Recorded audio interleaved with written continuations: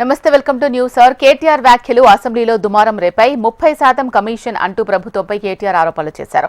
కేటీఆర్ వ్యాఖ్యలపై మండిపడ్డ deputy CM Bhatti mic దొరికింది కదా అని అడ్డగోలుగా మాట్లాడడం సరికాదు అన్నారు. చేసిన ఆరోపణలను కేటీఆర్ నిరూపించాలని సవాల్ చేశారు. లేదంటే సభకు క్షమాపణ చెప్పాలని డిమాండ్ చేశారు.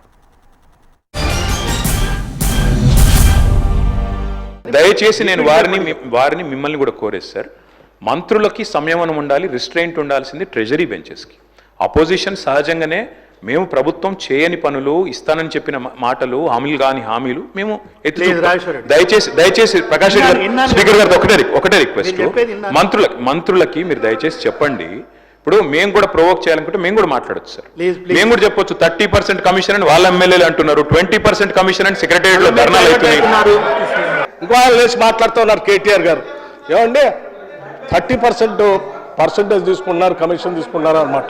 ఎవరండి 40,000 కోట్ల రూపాయలు పనులు చేపించి బిల్లులు ఇవ్వకుండా రాష్ట్రం మీద 1,00,000 కోట్ల పైబడి అప్పులు చేసి మీరు పోతే వాళ్ళందరూ బిల్లులు రాక నానా బాధపడుతూ రాష్ట్రం కోసం అటు తిరిగి ఇటు తిరిగి సెక్రటరీ చుట్టూ తిరిగి నానా బాధపడుతున్నారు.